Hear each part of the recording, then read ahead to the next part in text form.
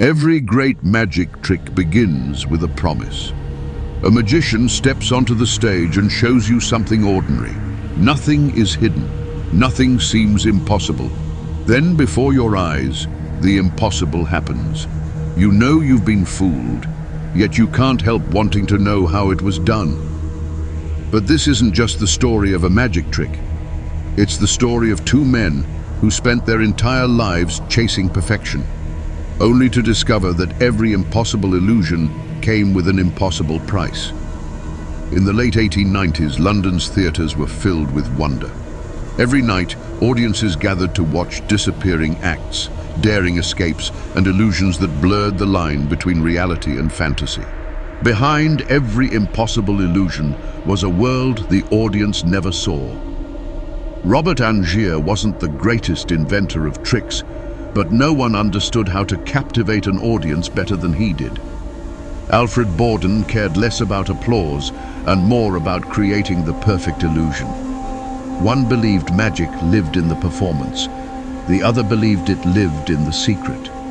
Watching over them was John Cutter, a man who understood that every illusion depended on absolute precision.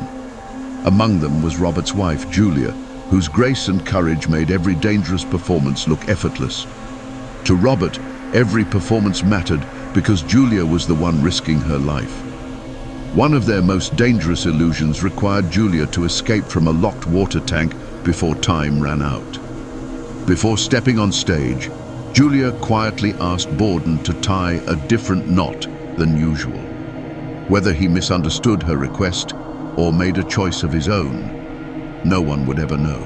That evening, the theatre was filled with another eager audience, unaware they were about to witness a performance no one would ever forget. As always, Julia stepped into the water tank with complete confidence. The restraints were secured, the tank was sealed, and the curtain was raised. At first, everything appeared perfectly normal. Then, Julia couldn't free herself. Robert rushed toward the tank as Cutter desperately tried to break the glass, but precious seconds slipped away. By the time Cutter finally shattered the glass, Julia was gone. In a single moment, Robert had lost the person he loved most. From that moment on, Robert believed only one man was responsible. Robert became convinced that Borden had tied the wrong knot. When asked later which knot he had tied, Borden simply answered, "I don't know." Life inside London's theatres slowly returned to normal, but for Robert Angier, nothing would ever feel the same again. No matter how hard he tried, he could only remember the moment she reached for freedom and never escaped. He replayed that night over and over, searching for the one mistake that had stolen Julia from him. While Robert searched for answers, Alfred Borden poured everything he had into becoming a magician in his own right. Neither man realized it yet, but from that day forward, every success of one would become an obsession for the other. As the years passed, Alfred Borden slowly earned a name for himself with original illusions that no one else could explain. Robert watched from the shadows as the man he blamed for Julia's death became more successful with every performance. Away from the stage, Alfred married a kind woman named Sarah, hoping to build a life beyond magic. Soon, Alfred was rarely seen without his quiet assistant Fallon. For Robert, watching Alfred succeed wasn't just painful, it became unbearable. Eventually, Robert returned to the stage. But he wasn't chasing applause anymore. Every illusion became another chance to prove he could be better than Borden. Soon, the two magicians began attending each other's performances. Neither came to enjoy the show. Each came looking for the other's secret. Before long, professional rivalry gave way to open sabotage. The rivalry soon spilled onto the stage itself. For the first time, one magician intentionally ruined another's illusion. Borden answered the challenge the only way he knew, by becoming even better. But every improvement only made Robert more determined to uncover Borden's secrets. Before long, every performance became another move in an endless game between them.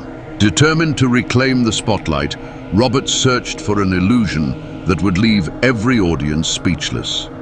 Together with Cutter, he prepared an illusion that demanded flawless timing, and absolute trust. When Robert needed someone to catch the bullet, Alfred volunteered without hesitation, but Robert's desire to win had already begun to overpower his judgment. As the curtain rose, no one in the theater realized that one decision was about to change both men's lives forever. The theater held its breath as the bullet catch began. Then the trigger was pulled. For one long moment, no one moved. Then Alfred collapsed. The accident destroyed two of the fingers that made Alfred's greatest illusions possible. Whether it was sabotage or a terrible mistake, the damage could never be undone. Most people believed Alfred Borden's career had ended with the bullet catch. But Alfred refused to let one terrible night define the rest of his life. Through every setback, Sarah never stopped believing in him. While others saw a broken magician, she still saw the man she had fallen in love with. Unable to rely on old methods, Alfred began inventing entirely new illusions. Every limitation forced him to think differently, and every new idea brought him one step closer to something extraordinary. To Robert's disbelief, the accident hadn't slowed Alfred down. If anything, it had made him even more dangerous. Then one evening, Alfred unveiled an illusion that left audiences speechless. A man would step through one door and appear from another almost instantly. He called it the Transported Man.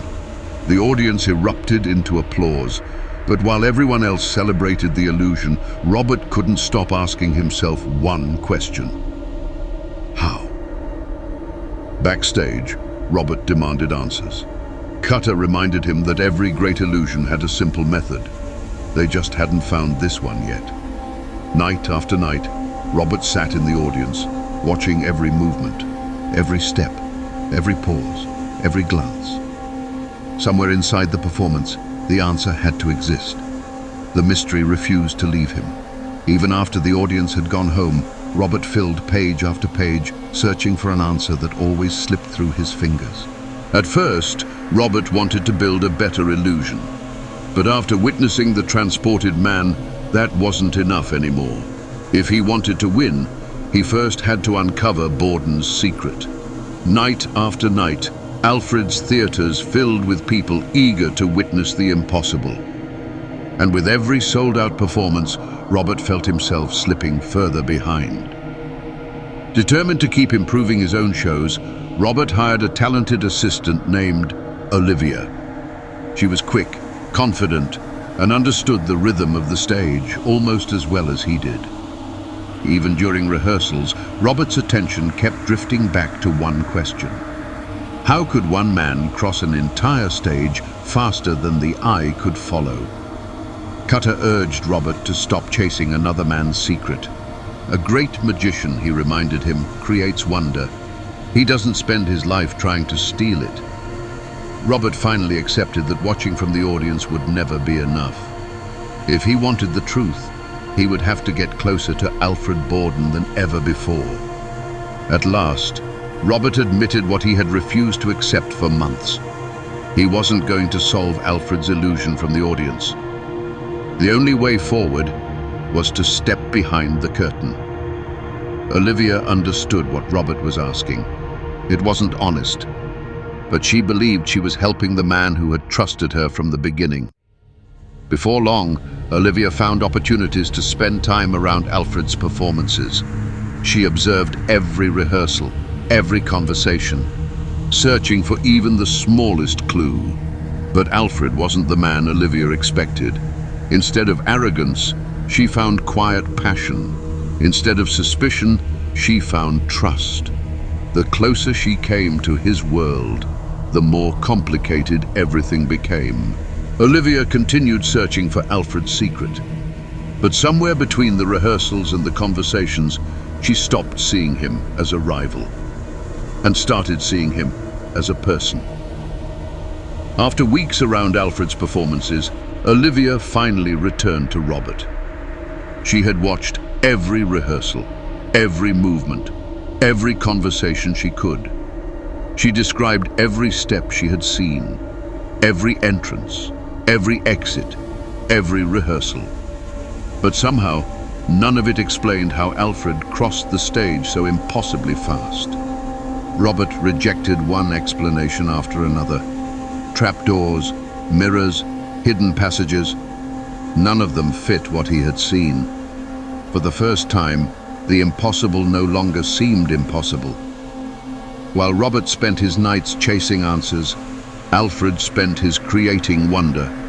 For him, the next performance mattered more than the last mystery. Watching wasn't enough. Questions weren't enough. If Alfred's secret existed anywhere, Robert became convinced it had to be written down somewhere no audience could ever see. Weeks of watching had given Robert nothing. Every performance ended with the same unanswered question. Somewhere beyond the stage, Alfred was hiding the truth. During one quiet conversation, Olivia mentioned that Alfred rarely trusted his thoughts to memory alone. He carried a personal diary almost everywhere he went. Following Alfred on stage had felt like part of the performance. Taking something that belonged only to him felt very different. When the diary finally reached Robert, it felt less like a notebook and more like the answer he had been chasing for months. For the first time in months, Robert believed the search was over. All that remained was to turn the first page. Robert finally turned the first page. If you're reading this, then you've devoted as much of your life to me as I have to you. Before Robert could even continue, Alfred's words had already found their mark. Page after page, Alfred reflected on the years that had shaped him. He wrote about sacrifice, discipline, and the endless pursuit of a perfect illusion. Hours slipped by unnoticed. Robert barely moved. Every sentence seemed to bring him closer to the answer he had spent months chasing. Every page strengthened Robert's confidence. Alfred sounded completely honest. Almost as if he'd never imagined anyone else would read these words. Suddenly, Alfred's words changed. Now you're looking for my secret, but of course, you won't find it. You're not really looking. You don't really want to know. You want to be fooled. Robert slowly lowered the diary. For the first time, he wondered whether Alfred had been expecting him all along. The diary had left Robert with more questions than answers, but it also convinced him of one thing. Waiting for Alfred's secret was no longer an option. He needed an illusion of his own. Cutter proposed something beautifully simple. Instead of trying to become impossible, they would use a man who looked exactly like Robert. After searching through London's performers, Cutter found an out-of-work actor named Gerald Root. He wasn't disciplined or reliable. But when Robert saw him, even he was stunned by the resemblance. For days they rehearsed every movement, every cue, every step.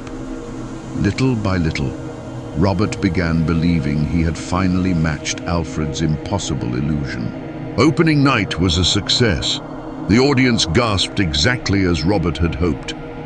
But as he stood hidden beneath the stage, listening to another man accept his applause, victory suddenly felt like defeat. The new illusion became an instant success. Every performance ended the same way, with astonished faces, thunderous applause, and another standing ovation. Hidden beneath the stage, Robert listened as another man accepted the reward he believed he had earned. Every cheer above him only deepened the silence below. Cutter couldn't understand Robert's frustration. The illusion worked exactly as they had planned. To him, the audience believed the impossible. That should have been enough.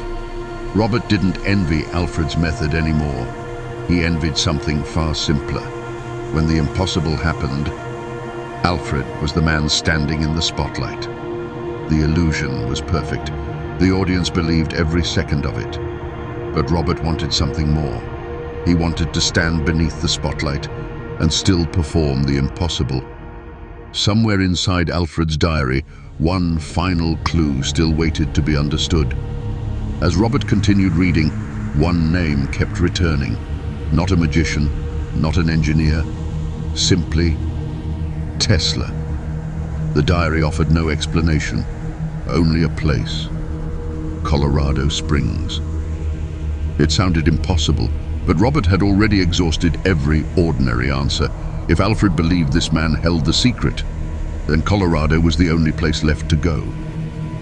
Days later, Robert arrived in Colorado Springs. Gone were London's crowded streets and glowing theaters. Here, only endless forests, cold mountains, and silence surrounded him. Hidden beyond the forest stood a strange collection of towers and metal structures, unlike anything Robert had ever seen. It didn't look like the home of a magician, it looked like the future. Before Robert ever saw the inventor, he saw the electricity. Brilliant blue arcs leaped through the air, lighting the snow like silent lightning. And standing calmly beneath them was Nikola Tesla. Robert expected a man obsessed with impossible machines. Instead, Tesla greeted him with quiet politeness, as though extraordinary discoveries were simply another day's work. As Tesla led him through the laboratory, Robert saw strange machines humming with energy. None of it looked like magic, yet none of it seemed entirely possible either. Without warning, Tesla activated one of the towering machines. Blue lightning erupted through the laboratory. Moments later, dozens of light bulbs hanging high above them began glowing, without a single wire connecting them. While Robert stood speechless, Tesla simply returned to his notes. To him, impossible wasn't a miracle. It was merely another problem waiting to be solved. Finally, Tesla led Robert into another room. At its center stood an enormous machine unlike anything he had ever imagined.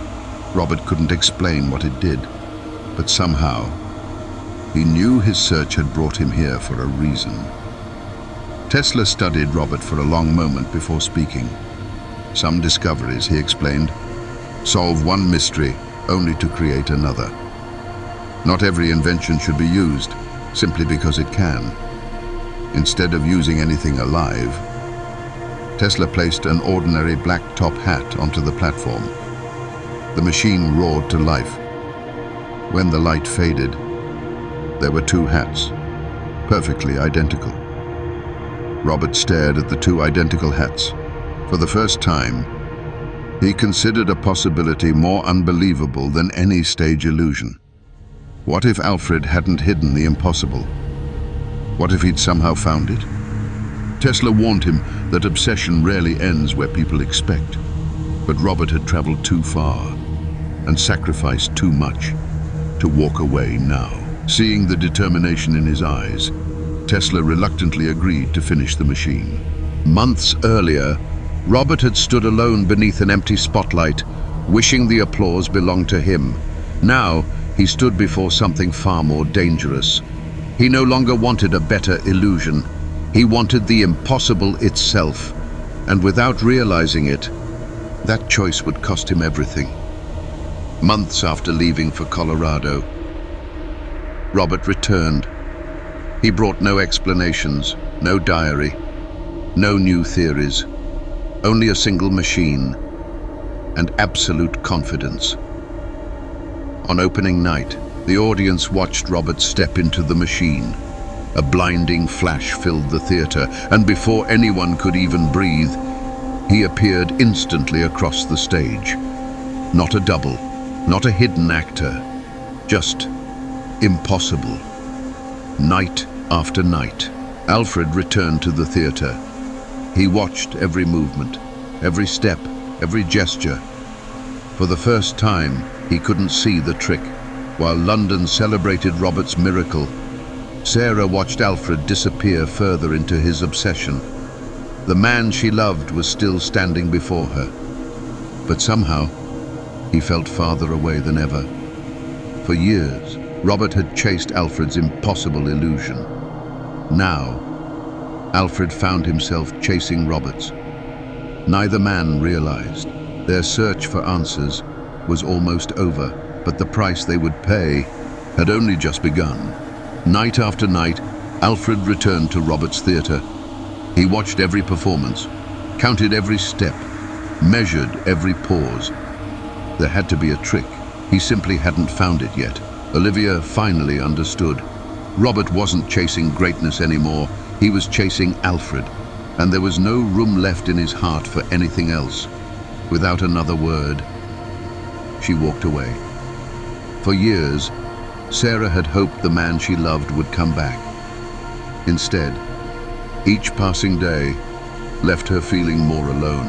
One quiet evening, that hope finally disappeared. By the time Alfred returned, there was nothing left to say, only silence and the unbearable realization that obsession had taken something no illusion could ever restore.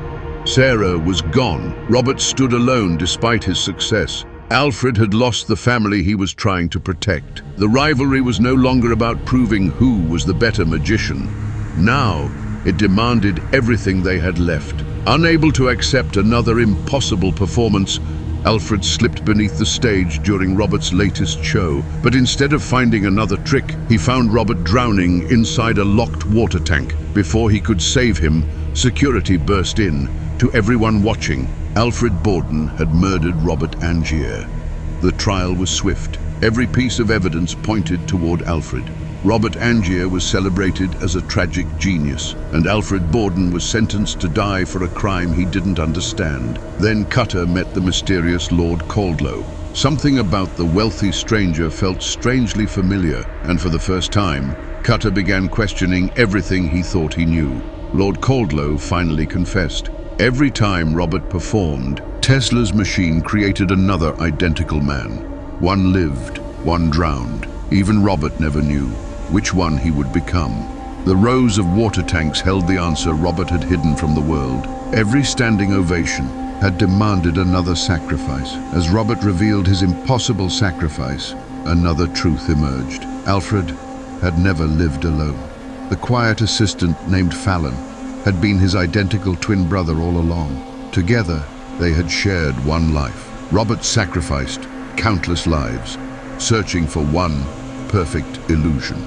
Alfred sacrificed half his own life, so one impossible secret could remain hidden. Neither escaped the cost. Realizing the truth too late, Cutter fired as flames consumed the theater. Robert Angier died, surrounded by the very illusion he had sacrificed everything to create. In the end, there was no perfect magician, only two men, willing to sacrifice everything for what they believed was greatness. One chose impossible machines. The other chose an impossible life, and perhaps that had always been the real prestige.